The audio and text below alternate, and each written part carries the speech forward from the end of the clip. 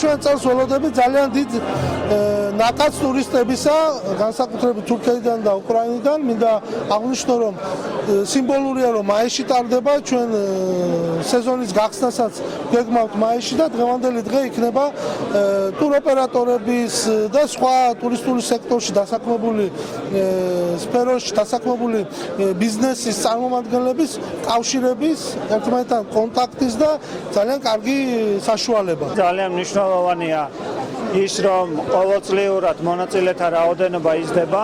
მინდა აღვნიშნო, რომ წელს ჩვენ აჭარის რეგიონში უპრეცედენტოდ ბევრ სტუმარს ველოდებით და ვფიქრობთ, რომ ყველანაირი ხელშეწყობა ექნება აჭარის რეგიონს იმისათვის, რომ მაქსიმალური რაოდენობა სტუმრები მივიღოთ და მათი დასვენება ზაფხულის სეზონზე იყოს ძალიან საინტერესო.